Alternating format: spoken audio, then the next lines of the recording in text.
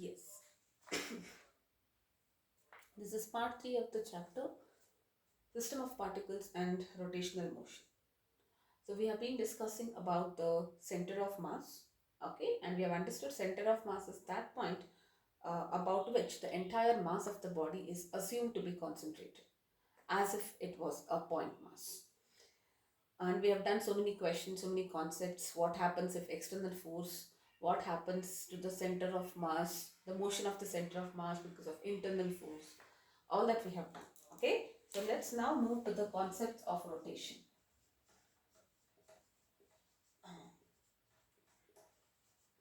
Okay. So we have done all things we have done all concepts related to translational motion in the first, that is motion and the motion in two dimension, kinematics, and we have understood why the object continues to move in a linear or in a translational motion.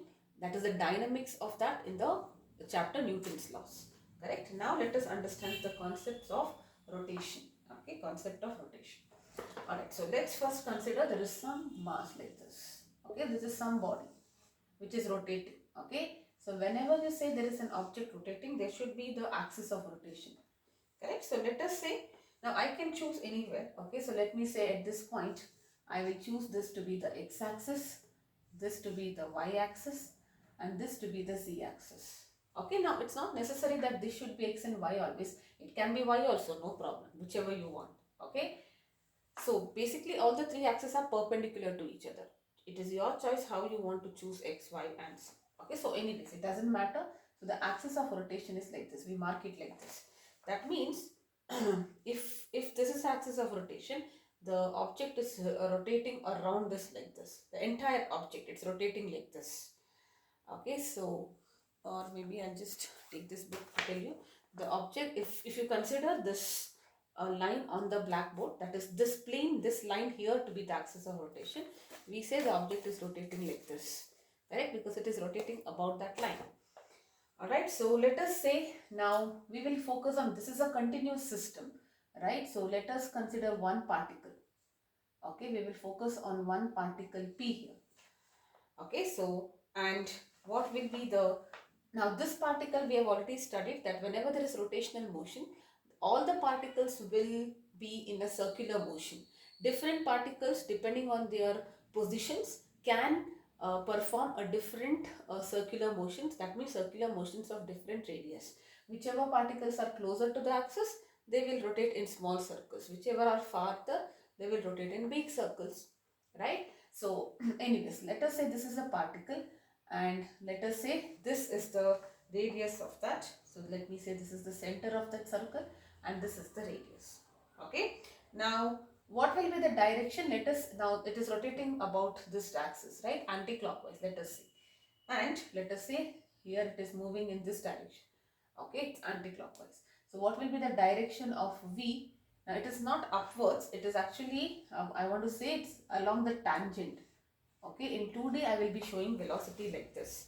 So if you say, okay, maybe I will, let us say in the plane, if the object is rotating like this, the linear velocity at any instant is given by its tangent. You know that. The same thing here. I'm just writing it in this direction just to tell you that, because the motion is like this, it is going into the plane. Okay, so that is what I'm trying to highlight here.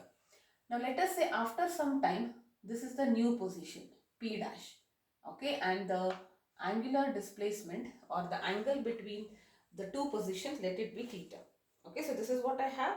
This is my origin now, right? So this is what I have. With respect to this figure, let us talk about a few basic concepts in rotation because we are dealing with the concepts of rotation. Correct? So what do I have? I have a rigid body which is rotating about the z-axis. There is a particle P which is rotating. Particle P is belonging to the system of rigid particles, rigid body, right? So this particle, every particle will describe a circular motion. If R is the radius, let's see with the center which will lie on the axis. We have already understood that. The center of all the particles when they perform a uniform circular motion will always be on the axis of rotation. Okay, and V is the linear velocity, right? So the radius is Cp here Linear's velocity, let it be v vector. I just write it as v vector here, okay, which is the tangent to the circle at the point P. And P dash is the new position. After some time, this P has come here. P dash is the new position. Okay. So first term here, which is going to be defined, will be the angular displacement. Angular displacement is denoted by theta. Okay, theta, since it's a vector, I'll write it as theta vector. We have already studied UCM and you know what is the meaning of angular displacement. See, if an object is going in a straight line, okay, look at this pen, this is going in a straight line, or maybe it's going in a straight line towards the camera, right? So the initial position minus final position minus initial position will give you the displacement. Okay, it's always the straight line joining the two positions. What is this angular displacement? Okay, it is measured in terms of angle, that's all. It's not how much you have actual distance or displacement along the line, it is displacement along the angle. How much angle has changed? See, what will be the linear displacement here? Linear displacement will be the line joining P dash and P. Do you agree? Because to get displacement, linear displacement, I simply have to join the final and the initial position. Final position minus initial position gives me the linear displacement. We are talking about angular displacement. Angular displacement is final position minus initial position in terms of angles, that's all. So final minus initial, what angle it has covered, that is what we call as the angular displacement. Correct? So how do we write this? It's the angle subtended. Okay. Now in this figure, angle subtended by the r vector at the center, okay, for two different positions is what we call as the angular displacement. So angle subtended by the r vector here, okay. In general, it is the angle between any two particles. What is the angle between the particles at two different positions? That will be the angular displacement. What will be the SI unit of this? SI unit of this is radian. It is not degrees. SI unit is radian. It is denoted by theta. It is a vector quantity. Remember, it's a vector. Displacement is a vector. Angular displacement is also a vector. That means measurement I can do, but what will be the direction? The direction will be along the axis. Okay, so I can write the displacement vector like this. This will be the direction along the axis of rotation. What is the meaning of this? If the object is rotating like this, okay, so let me take this. I wish I had a small dot, but that's okay. Just visualize this, that it is rotating like this. Okay, so this is it is rotating in a plane which is parallel to the ground. Let us say it is going like this. Okay, so the displacement vector is given. This is the axis of rotation, right? So this will be the direction of the displacement vector. Whichever is the axis of rotation, that will be the direction of this displacement vector. Alright, so magnitude you can calculate by measuring the angle between the two positions, and the direction is always along the axis of rotation. Okay, the second term here will be the angular velocity. Angular velocity is also a vector denoted by omega vector. Okay, so what is this? Linear velocity is the rate of change of displacement. Angular velocity is the rate of change of angular displacement. Rate of change of angular displacement of the particle. Rate of change of angular displacement of the particle. Because we have mentioned rate of change, this is fine. Okay, otherwise change of velocity by time you will see. So what is this? Displacement by time is linear velocity. Angular displacement by time. Now in general it is a change, alright. So I can write it as delta. Right? Delta t by delta. Delta theta by delta t. Okay, and what will be the unit? This is radian. Time is in seconds, so it is radian per second. It's a vector quantity. It will also have a direction. The direction is again given along the axis of rotation, because you remember in 1D when we did motion, the direction of velocity is nothing but the direction of displacement, right? Displacement is positive, it's going towards the destination, it's negative when it is returning back. Velocity is also like that, positive negative. Same thing here, the direction is along the direction of the angular displacement, which is along the axis of rotation. Okay, now let us forget this picture for a while. If I have an object which is going in the anti-clockwise direction, the direction of the theta as well as omega vector will be in this. Okay, so how do we get that? To get the direction of this, we use the right hand thumb rule. Okay, it's the same the concept that we studied when we did magnetism last year. Okay, when there is a current, okay, let's forget that. Anyway, so what we need to do is, if you curl your first of all you have to take your right hand. If you curl your fingers in the direction of rotation, the thumb will give you the direction of angular displacement or direction of angular velocity. Both are in the same direction. So if the object is rotating anti-clockwise, it is like this. If the object is rotating in a clockwise direction, you will curl your finger like this. So the direction will be in this direction. Okay, so that is it. And you also have something called as instantaneous angular velocity. Angular velocity at the given instant. That means the time becomes very, very small. So that time you just put this limit delta t tends to 0. Very short time. Correct? And this is nothing but d theta by dt. Okay, now this part, if you are not sure, it's fine. Alright, so we are comfortable with this. This you will understand once we are done with limits. Alright, but for now, if the angle is measurable and the time interval is measurable, we will use this. It's same like 1D. If the time interval is so small that we cannot measure, we have to differentiate. That's all. Okay, so this is instantaneous angular velocity. So angular displacement and angular velocity, the direction of both are along the axis of rotation. Depending on the direction of rotation, it can be either in upwards or downwards. Okay, if the axis is in this direction. Alright, so now the last term here will be angular acceleration. Angular acceleration, see, it's very similar to uniform circular motion or circular motion. The reason is because every particle is in circular motion, right? So it will be the same. We are focusing on one particle, like that you have many particles. Many particles undergoing circular motion, that itself is nothing but your rotational motion. Okay, so this is angular acceleration, which is given by alpha, that is also a vector. Alright, so what is this? Now here also you have two. You have something called as, I forgot to mention that there was average and instantaneous. Okay, so average angular acceleration. What is it? It is defined as the rate of change of angular velocity.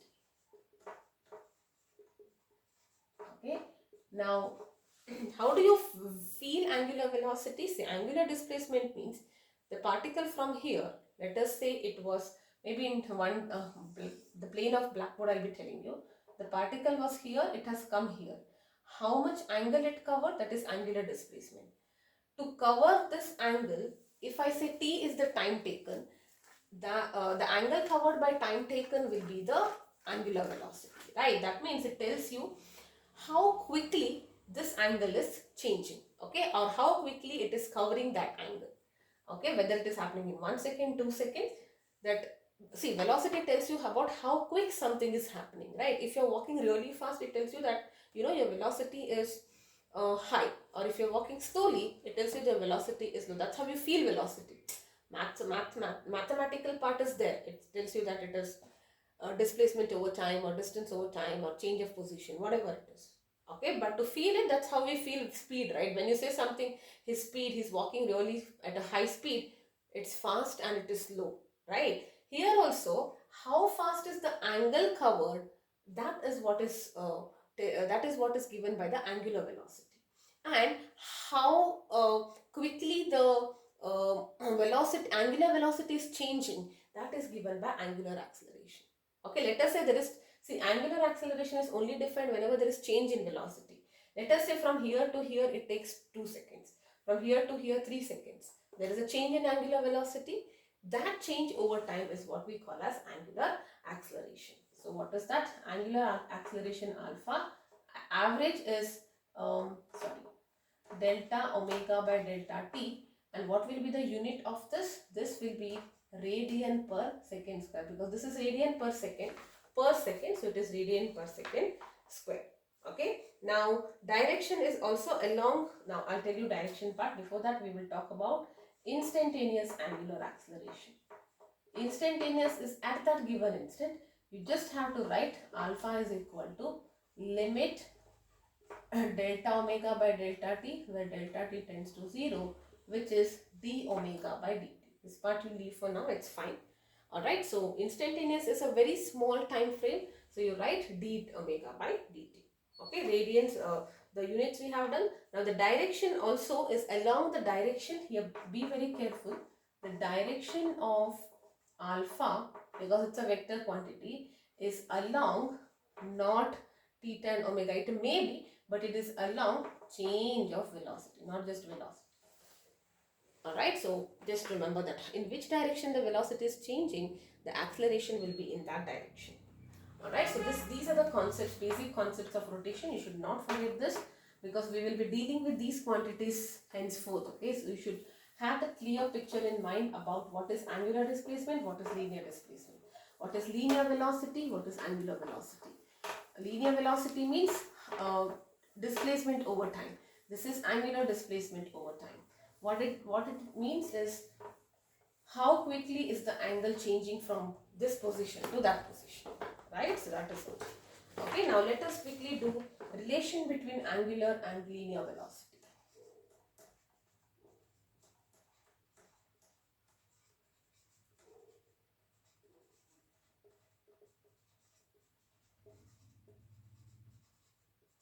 Okay, angular velocity is omega, linear velocity is v, symbol wise. Correct. So let us again take, this is the axis of rotation. It doesn't matter z or whatever. Alright. So let us say there is a particle P. This is my particle P. This is the radius of that circle which the particle is undergoing. Okay. And now I will say there is some point O. I can choose this point also. That's also fine. But in your textbook it's given like this. I don't want to confuse you if you are following the book because of change of figures, but this origin is absolutely your choice where you want to take it. So I am taking this as the origin. Okay, so something like this. Okay, so this will be, I need the origin because I need to define r vector only for that. Alright, so this is my r vector. Now this is the particle. What will be the direction of its linear velocity? It will be a tangent like this. This is v, correct? Now actually see, this is the direction of omega, so I will shift it here. This will be the direction of omega vector. V vector is slightly like this. It's actually a tangent. Now I am not sure whether maybe I will draw. Okay, this is fine. I don't want to again draw another figure and confuse you. Let us feel this. See, which direction is this moving? It is moving in the anti-clockwise direction, because of which omega vector is it is pointing towards the top along the axis of rotation. That's what we understood. Now, what will be the direction of V? V at P is the tangent. Now, since my circle is a horizontal plane, tangent will be into the plane, correct? So, this is actually V vector is into the plane. Okay, so V vector is into the plane, omega vector is popping out like this, V vector is going into the plane. I hope this is fine. And R vector is like this. Alright, so that is what we have. Now let us just find out what is the vector product of omega vector cross R vector. Okay, now this is the first introduction, or as a physical quantity we are going to learn about vector product now. Alright, so your textbook also has the introduction to vector product in this chapter, but we have already covered vector products. So let us just find the vector product, then we will understand what it is. So what is vector product here? It is nothing but what is your omega vector into what is your r vector. R vector is nothing but OC vector and CP vector, correct? So can I write it like this, OC vector plus CP vector, because R is nothing but OC plus CP. Okay, so if I take distributive law, it will be omega into OC vector plus omega into CP vector. Now, omega into OC vector, look at that. This is the a cross product, and if they are in the same direction, what is cross product? You remember, A cross B is AB sine theta, where theta is the angle between A and B. Now if OC and omega both are in the same direction, theta is 0, sine 0 is 0. So this component is gone, right? So I just have omega cross r is equal to omega into Cp vector. Alright, that's what I have. And what is the Cp vector actually? It is nothing but r perpendicular vector. How? Because let me say, okay, look at that. This is my omega vector. This is my v vector. If I do, now I will have to shift this r here, right? If I have to do vector. Because both, see, when you take an angle, both the tail should be together. That's how you define an angle. Because I shifted it here, because I wanted the angular velocity at P, I have to shift r here. So, and remember, how do you get the direction of cross product? You do, take out your right hand, you have to do omega cross r direction, right? Curl your fingers, right hand again. Your fingers should be towards the direction of the first vector. Curl your fingers towards the second vector. The thumb will give you the direction of the resultant vector. Okay, so omega vector, r vector, thumb. Don't you see that it's going inside? So that's exactly what we get. Okay, so if I do omega vector into Cp vector, your Cp vector is nothing but r perpendicular. How is it r perpendicular? Now don't get confused. Why is it r perpendicular? Because it's a perpendicular component to r. Correct? So I can write it like this. So this is nothing but V now. Right? Because I have just shown you with the help of a diagram. Correct? Where your Cp vector is what we call as r perpendicular vector. That is position vector of the particle from the center of the circular path. Right? It's the position vector perpendicular directly to the center. That's why we call it as r perpendicular. Okay? And what we see here is, this is having a magnitude wise, we concluded that omega vector into r vector or omega vector cross r vector is v vector. Okay, that means what is the linear velocity vector? It is omega vector cross r vector. Don't write it other way around. We have studied it in vector product. It should, omega should be written first. Okay, and the direction of this vector is perpendicular to the plane containing omega and r. Okay, so omega and r are in the plane of both, right? So v vector will be into the plane, and we have already verified that it is into the plane. What will be the magnitude of this v? It is nothing but, or let me write, omega r sine theta. What is this theta? Theta is the angle between omega and r. Do you see that this is actually 90 degree here? Always it will be 90 degree, right? So that is the reason, you know, it is, I can also say magnitude wise v is omega r.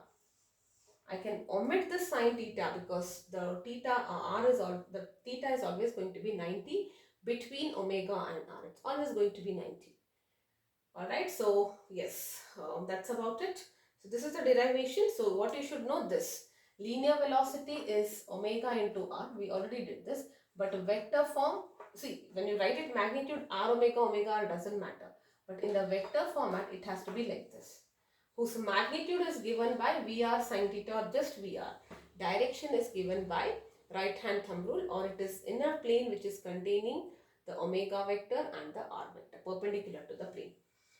Okay, so that's about it. Next will be about torque.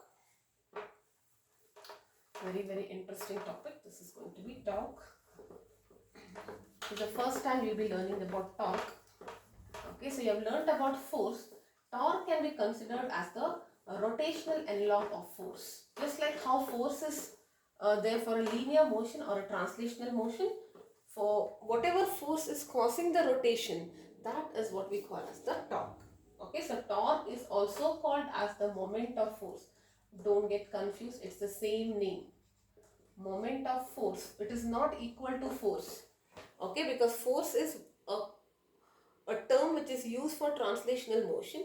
Moment of force is same as torque, which is used for rotational motion. So first we will try to find the torque for a single particle. Then we will extend it to a system of particles. We are studying in the same way, alright. First we are doing things for one particles. Then we are slowly extending it to a system of particles or a rigid body. Right, so what is this torque? Let us understand. So this one picture, if you understand, everything in torque is clear. Alright, so just focus on this. Might be slightly confusing initially, but again when you read it, it will be super clear. Okay, so these are my three axes. Choose whatever. If you are comfortable this being y, let it be y, no problem. Don't just worry about this much for now. Okay, because it ultimately depends on what is your plane, right? So doesn't matter. Okay, so I have three axes which are perpendicular to each other. Let us say there is a particle here. Anywhere it can be, here, here, here. There is some particle P here. Okay, and let us say the force on this particle is in this direction. There is a particle, there is a force acting in this direction. What will be, this is the origin. So what will be the position vector? This will be the position vector, r vector of that particle. Right? What will be the angle between F and R? If I have to find the angle between F and R, either I have to shift R or force, whatever. Both are fine, right? I hope you are understanding why we have to shift F. Because angle, remember how we used to measure angle? It is the tail should be together. Now here, the tails are not together, right? This is the head here.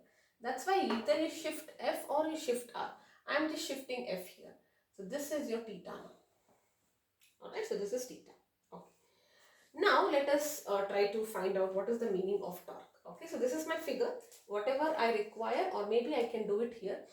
Okay. In order to do it here, let us first understand what is the meaning of torque. So what is this torque? Torque is denoted by tau. Okay, the pronunciation is tau.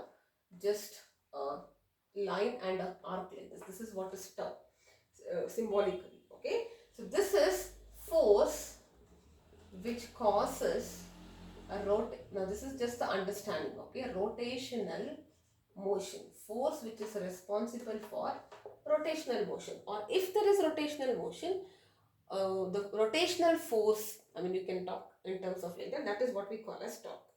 Correct? So it will cause the turning effect. Correct? What is rotation? Something which is turning. Like for example, now when you open the lid of the bottle or door, you have a door, there is a hinge here, the door will be opened and closed like this, right? So that is nothing but the turning effect. So torque always causes rotation or a turning effect. And how do you measure it, or what is the definition?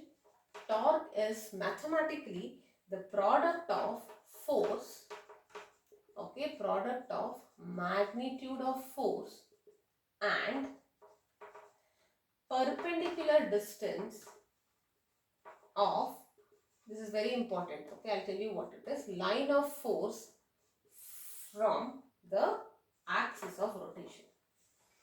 Now whenever you want to feel torque, experience torque, think of a door. Okay, every day you use your door, you open, you close it. Very good example to understand torque. Okay, so if you can visualize a door with a hinge, let me just draw it for you. Okay, so this is your door and this is the hinge. Correct? Let us say this door is exactly in the plane of this board. If I put a force like this, like imagine, okay, this is my hinge. Okay, let us say this is fixed, or I'll fix it here. Okay, this is the hinge. Now, in which direction if I apply force will it open? Okay, so it will open or close in this direction. That means I have to point it like this. What if I start pushing in this direction? Will it open? No. What if I push it like this? Will it open? No. Right? What if I just, apply force like this? It will not open. There is a special direction which actually makes the door open, okay, or causes the rotation of the door. And that force has to be perpendicular. Do you see it? Okay, that is what it means. So, force into perpendicular distance of the line of force. Line of force is the direction of force and the axis of rotation. So, this distance, the distance between the line and force and the axis of rotation, perpendicular distance. Okay, so that is torque. So, torque is nothing but force into distance. You can say but it is the perpendicular distance, not just any distance. Okay, so that is nothing but torque. So what I can say now in the figure, let us say how will we write torque. Since we want the perpendicular distance, they are at an angle, right? So how can we make it perpendicular? So can I say, I will draw like this, and since theta is away, this will be r sine theta, correct? Now diagram wise, it already looks perpendicular, but let me say it was in some other direction. Okay, let me say f was like this, for example. Okay, I just don't want to make it look perpendicular because otherwise it might be confusing for you. Okay, so this is theta, right? Or maybe even better, I will draw it slant so that you can understand that it is not perpendicular by default. Okay, so let me say f is in this direction, and okay, let me write like this one is, and this is your r. Now it is obvious, right? They don't look perpendicular. This is your particle. Okay, so my f was like this. This is f vector. Okay, so if I want a perpendicular component, and if this is theta, what will this be? This will be r cos theta, and this will be r sin theta.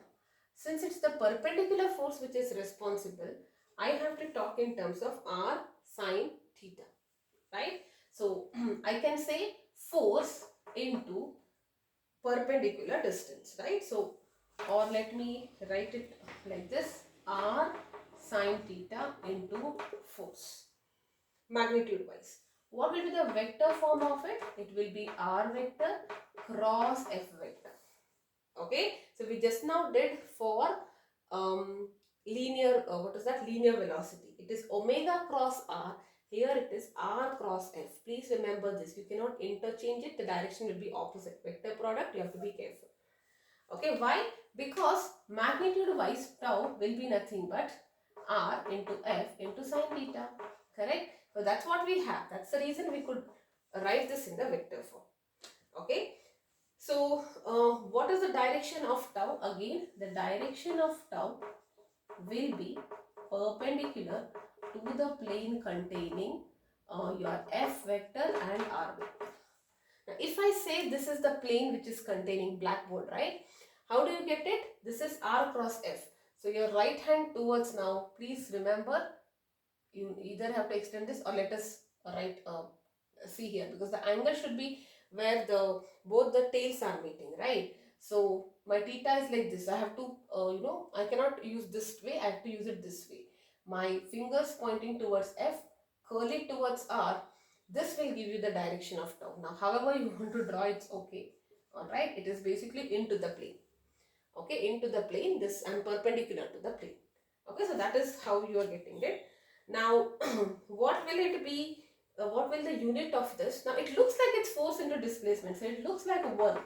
Work is also force into displacement, but work, remember, it is fs cos theta. It was a scalar quantity. This is a vector quantity, so they might have the same units, or this is also Newton meter, right? So the unit here will be Newton meter. The unit dimensional formula is same, but they are two physical quantities. Work is not equal to torque. Torque is the rotational equivalent of force, or sorry, rotational equivalent of force. Force we say in linear motion, in rotational motion we call it as a torque.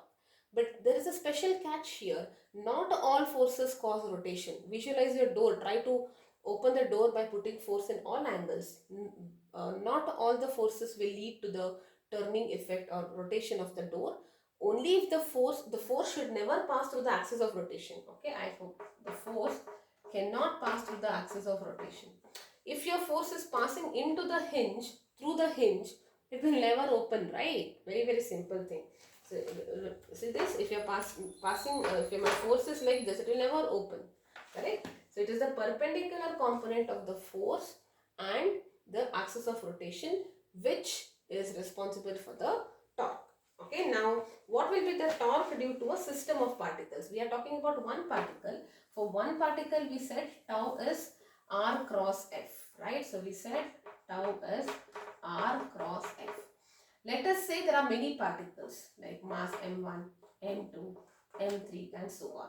Let the individual torques be tau1 vector form, okay, tau2, tau 3 and so on. Correct? So the total torque of the system is given as the product of the the sum of the individual torques. Okay, you can write it as sigma notation also, where I is 1 to n, whatever. Okay, so if I have many particles, each one has a torque, and how do you get the torque of each particle? R cross F, that's all. Okay, so I add up, it is just like a momentum, meaning in the sense we did momentum of a center of mass. It is the sum of moments of individual masses. Same thing here. If you have different particles with different what is that, torque, the total torque on the system will be the summation of the torques due to individual particles. All right, yes. Now I think in this video we will this is what I had to say in this video. This is a little heavy topic. It's easy the moment you read it for the second time or visualize the door, it becomes very easy. All right, so we understood what is the meaning of rotation, what are the concepts like angular displacement, angular velocity, angular acceleration, and we also got to know all of them are vector quantities, so the direction also is along the axis. All right, and always remember this small thing, that whenever a particle is in rotational motion, the linear velocities will be different because the direction is changing, it's along the tangent, right? But angular velocity will be same because all of the particles are covering the circle or one angle, complete rotation in the same time. It is not like one particle of the fan is moving faster, meaning in angle wise, okay, another particle is moving faster, no, right? So linear velocity will be different, angular velocity will be the same. Okay, after we understood that, we got into the relationship between V is equal to omega vector cross R vector, or V is omega R. Okay, linear velocity is angular velocity into R. And we understood the concept of torque for a single particle and also for a system of particles. This figure is what you need to remember. This F can be anywhere, it doesn't matter, okay? You write F in any direction. Wherever the particle is, join it to O and then find R sin theta. That's all. You're sorted. Okay, so in the next part, we'll be talking about angular momentum for a particle, for a system of particles. We have studied torque, we are studying angular momentum. Let us find if there is a relationship between the two. And then we will talk about equilibrium, partial equilibrium and complete equilibrium. What is the meaning of couple? What is principle of moments? And center of gravity. Okay, so this much is like 1 minute, and after that you talk about moment of inertia, okay, which is very important in rotational motion. There are no numericals as such related to this topic. When we start doing angular momentum, relationship between torque and angular momentum, equilibrium, together I will be taking up questions. As such, I don't see any specific questions related to this, so no numericals on this topic. We will continue with more topics and then we will take up questions which considers all the topics that we have discussed so far into one question. Alright, yes, bye bye for now.